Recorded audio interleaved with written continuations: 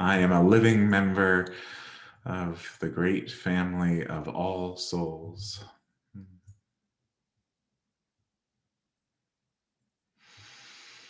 Tumultuous time for our family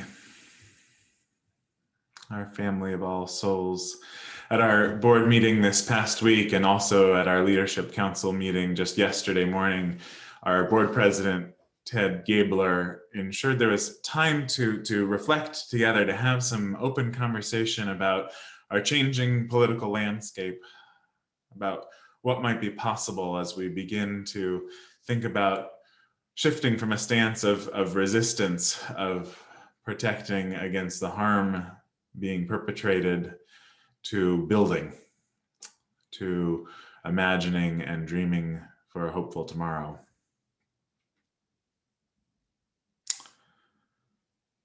And it got me thinking about how we think about the future. So I want to share this reading, Remembering the Future. The title of the service today, it comes from Teresa Soto, who's wrote that chalice lighting that John shared. And they're my colleague in the Oakland church now, the church I grew up in. They've been there, this is their second year. Teresa Soto. Can we develop the skill of remembering the future? Can we commit to build the community that will extend into a time that we only know by memory because it will outlast us? Memorize the compass points of the day yet to come. The truth, the love, the fire, the endless yes of the horizon. Shake the scales from your imagination. Reach, stretch, rise. There is no more time for pretending that everything can be all right without your care, without your attention. You can mourn, grief being more real at times than the promise of the sunrise, more real than the peace of the moon that by inconstant silver turns disappears. And yet, while we mourn changes, losses, deceptions, and betrayals, beneath the ash, we find the ember. Beneath the ash, we find the ember, we weep, and then, as we have learned from labor movements, we organize. Remember the day toward which we gather. Remember the day toward which we gather, the tomorrow toward which we advance. It is with your actions today that you engage that muscle memory, that sense of smell, that ragged velvet feel of a day that you have never lived. It is also your day. Remember it well. Can we develop the skill of remembering the future? Last week we talked about, in this month of imagination that we're wrapping up, last week about how sometimes you have to see something in order to be able to imagine it. You have to see it to imagine it, to then be able to be it, become it. But I think there are also some passengers on our blue boat home. Some passengers, one word that we use to call them is visionaries, our ship's companions who imagine that which has yet to be seen. It's a mysterious process they engage in, casting a net of dream into the sea of possibility and offering up a catch of glimpses, of potential futures, of imaginings of the world as it could be. One such visionary, and there are many, and in fact, we all have a touch of this capacity at least. One such visionary is Naomi Klein, who is a progressive thought leader, delivered the prestigious Where lecture at our UU General Assembly last June. I mention her because I want to show you a video that she supported a team of artists this year to create, a video that offers a glimpse, one of those catches from the sea of possibility, a glimpse into what is possible and makes it tangible, visible, so that we can see it, that we might imagine and become it. It's a future history, a history told from the perspective of the future, remembering the future. It's about 9 minutes, so it's an experiment to share something like this in worship. I appreciate your willingness to come along for the ride. And I feel like I have to warn you, it's a little heavy-handed at moments, so apologies in advance for that. But when you're speaking prophetically, sometimes that happens. So Evelyn, would you share a message from the future?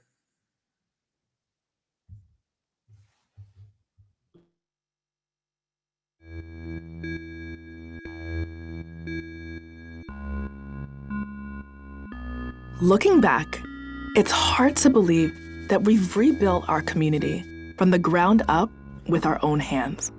The first seeds were planted way back in the terror and tenderness of the pandemic. And then change bloomed in the streets, in the fire and struggle of the uprisings. Around here, we'll never forget the day that the last prisoners were released, walking out into the arms of their loved ones. The easy part was finding work. The Community Care Corps was always looking for people in those days, whether for universal family care, burying border walls, or green new public housing, going up one pod at a time. Yep, it was a good time for busy hands. Funny, thinking back to the first wave of the pandemic, that's what you really remember. Hands. Washing, scrubbing, disinfecting, washing again. Picturing each other's hands. All the hands that had touched whatever we were touching. The hands that packed the box, that picked the tomato, that planted the seed. The hands that stroked the brow, that said goodbye. The hands were us. All of us. That web of hand to hand, breath to breath relationships was a reminder. We are all entangled, making each other sick, keeping each other alive. That was just one of the lessons of COVID-19. It started in the first great pause, when the smog cleared and the rich fled the cities, when poverty dropped its disguise and racist inequality drew the map of the disease. As the roar of the traffic faded, we arose to birdsong and ambulance sirens. The virus showed us what was truly essential. And we learned again and again that so many of us doing essential work were being treated as sacrificial. From nursing homes to detention facilities, meatpacking plants and fulfillment centers, the virus exposed the cruelty of these warehouses of efficiency and profit. Then, things got worse. In 2023, super droughts led to mega floods. Locusts carved a path across continents and hyper typhoons drove millions from their homes. COVID-23 raced through storm shelters and refugee camps. Supplies ran out again. Meanwhile, dinosaurs roamed the halls of power, bellowing that more sacrifice was needed. But every time they cranked up that rusty old machine called economic growth, the cloud of sickness and death grew. And we couldn't breathe. Couldn't breathe from the asthma in our polluted communities, from the smoke of those fires. We couldn't breathe with a knee on our necks, in the clouds of tear gas as we shouted, "Black Lives Matter." And that is how the virus changed everything. We finally understood that we couldn't keep patching up the same broken systems. We had to build something new. What was needed was a spark. That spark was us. After months of organizing, the viral rent strike was like a starting gun. Then came the essential workers' strike. Delivery drivers, street cleaners, and farm workers got together and said, "Enough." This time, people didn't just clap from their balconies. We flooded into the streets to join together. One of the leaders was Luciela, a young food courier. When a police bullet stole her life, the crowds exploded in size and then exploded again, spreading across borders like a counter-virus. The sparks look different in every country as the wildfire strikes leapt across borders. Economies ground to a halt, this time blockaded by workers. We lost too many young heroes as states brought out the iron fist, but it was no match for the raised fist of solidarity. Soon, authoritarian rulers started to topple like statues, and new governments were suddenly nervous about ignoring the streets. We joined hands and pushed further, launching the years of repair. The first step was rebuilding the economy around the core of essential work: food and farming, care for young and old, public health. Not to mention the essential labor of the more than human world, the winged pollinators, the leafy oxygen makers. The Full Employment Act made the new priorities clear, and there was a wave of new worker cooperatives in everything from mental health support to public art and tree planting. Many bosses were made redundant. Our information ecology needed tending too, and so we built a digital commons, vaccinated it against surveillance, and built up our herd immunity to disinformation. Fossil fuels were running on fumes by that point, so we harnessed their final profits to clean up their messes. Whatever we could, we did outdoors. School, theatre, celebrating. At first because it was safer, then because we realised it made us happier. Nobody talked about missing shopping. Anyway, the right to repair movement meant that a lot of stuff got fixed rather than thrown away and replaced. With life moving at a slower pace, we finally had time to look back. And we began the most important repair of all: repairing relationships. In colonial countries like the US, Canada, Australia, and the UK, those were hard conversations. But truth and reparations commissions helped some of us face the truth about the violent conquests of the past and how they shaped our world. That guided where we repaired and how. It turned out that once we fully funded schools and housing and healthcare, we didn't need those bloated budgets for policing, prisons, and war. And ultimately, the flow of money on planet Earth had to be reversed. So the North finally started paying its debts, and the South finally stopped. Around here, the Land Back program began the historic process of returning some of the stolen land to indigenous jurisdiction. In the process, we remembered how taking care of the earth lays the ground for taking care of each other. Within just a few years, we could see the bottom of the river again, and it was safe to drink and fish in its waters. Things aren't perfect, of course. Between mutating viruses and our warming world, there's always new storms headed our way. But when they come, we're ready. With our networks of nurses and neighbors, our small farms and big forests, our systems of care and repair. No one is sacrificed. Everyone is essential.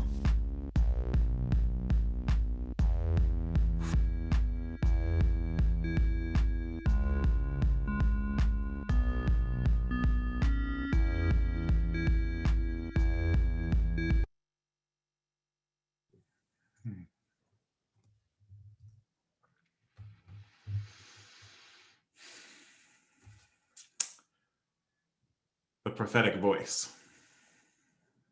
Now, when imagination is rooted in the heartbreak of the world and given the shape of justice, we name it prophecy. The prophet imagines what could be, and through the artistry of words, songs, images, calls on us to face the uncertain journey ahead with boldness and courage, with hope and love.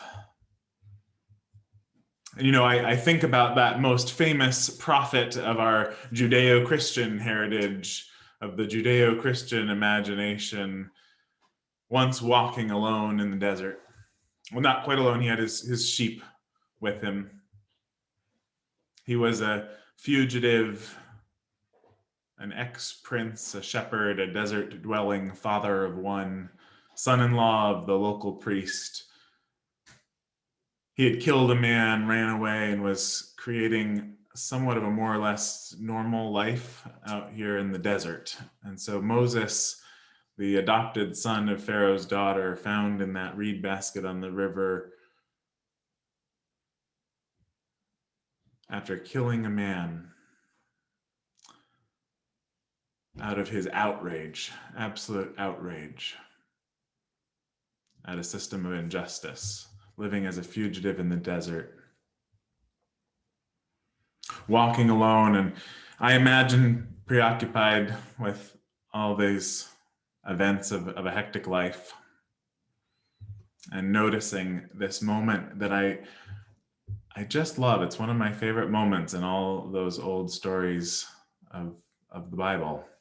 This moment when he notices something out of the corner of his eye.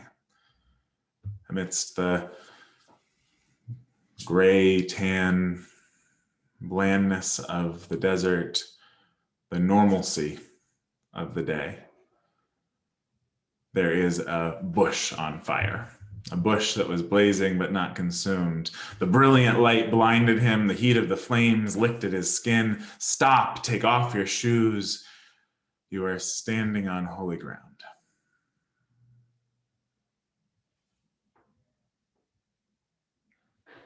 Have you had burning bush moments?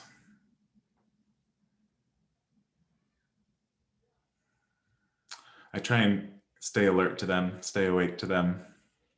I've shared one of them that gripped me when I was in seminary once with you before, but it was the first thing I thought of. I'm going to share it again. It's the first thing I thought of when I saw that video for the first time, that message from the future.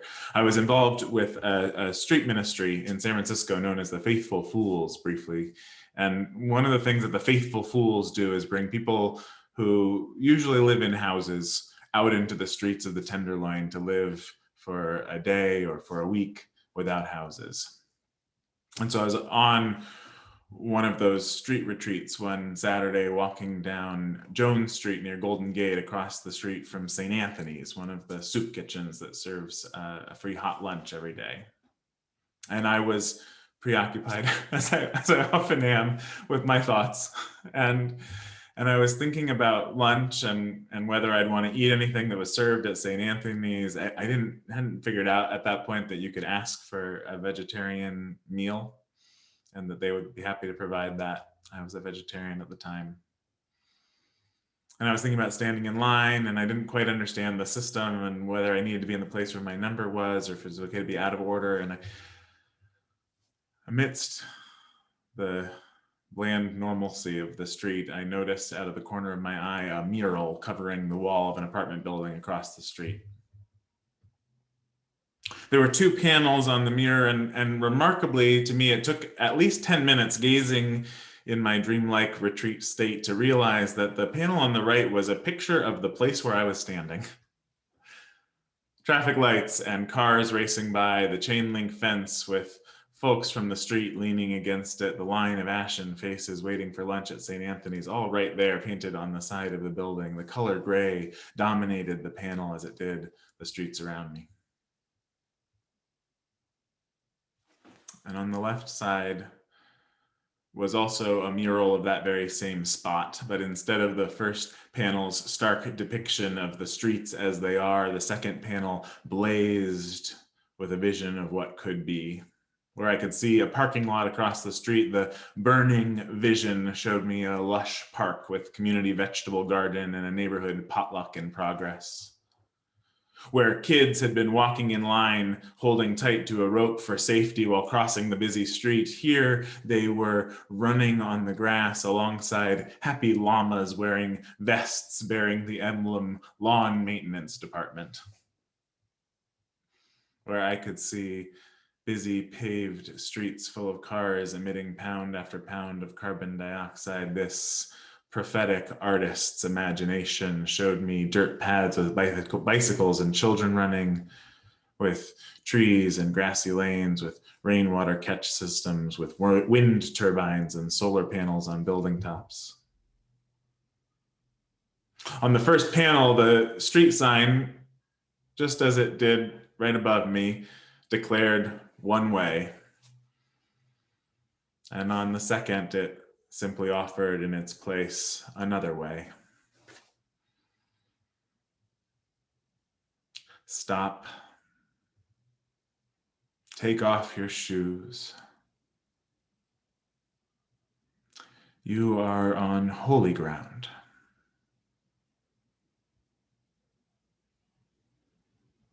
That mural I heard speaking to me in that same thundering voice I think that it has always used.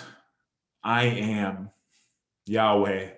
I am the God of Abraham, of Isaac, and Jacob, the bush said to Moses. The one and glorious spirit of life, known by many names, beyond all naming, spark of creativity, essence of beauty that has always called to us from that time of Abraham and the time of Moses, from the time of the Tenderloin to the time of COVID-19, that same divine spark calling us to see the burning bushes everywhere. To live into a world fully alive, vibrant with color, texture, and shape, a paradise devoid of slaves, devoid of poverty, a world of justice, brimming with love. The vision has always been thus.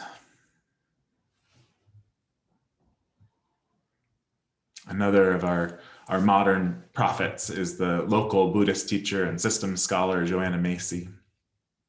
She talks about the story of human history in simple terms, tracing cultural change from our hunter-gatherer societies through the three transformative agricultural revolutions and then the Industrial Revolution that has finally left us with an industrial growth society. And then she names that we have this delusion in our industrial growth society, this delusional imagining that lives at the heart of the logic of this industrial growth society. That not only will growth continue indefinitely, but that the rate of growth itself will continue to grow indefinitely. The writing is on the wall. If it hasn't been clear before, it's clearer and clearer every day. The earth and her people, all living beings on our blue boat home. We cannot live in a society whose mission is to continuously increase the rate of growth. A collapse of this logic is on its way, perhaps has already begun. So Joanna names the era that we are entering, this next 200 years or so. It will either be the great unraveling, she says, the great unraveling, or the great turning towards a different way, another way.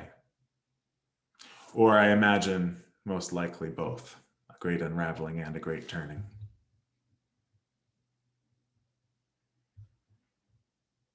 And in this time of great turning, ours is to do three things in Joanna's teaching. And some of us will have one that's really ours and another that's somebody else's. Some of us will dabble in all three, but three things that we tend to as people committed to a vision of a world made whole in this time of the great turning. First, actions to slow the damage to Earth and its beings. Actions to slow the damage. Second, analysis and transformation of the foundations of our common life. Analysis and transformation of the foundations of our common life, of our shared culture. And third, a fundamental shift in our worldview and values.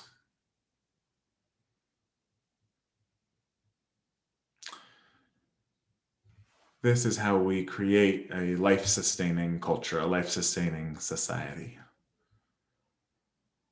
In Soto's words, while we mourn changes, losses, deceptions, and betrayals, beneath the ash, we find the ember. We weep, and then, as we have learned from labor movements, we organize. Remember the day toward which we gather, the tomorrow toward which we advance. It is with our actions today that we engage that muscle memory, that sense of smell, that ragged velvet feel of a day we have never lived. It is also our day. Remember it well. In city murals or plots of untamed land, in a walker by a tent on the sidewalk, or the nurse's hands delivering the final moment of a massive interconnected project to vaccinate us all. Burning bushes are everywhere. Stop, take off your shoes. You're standing on holy ground. May it be so. And amen.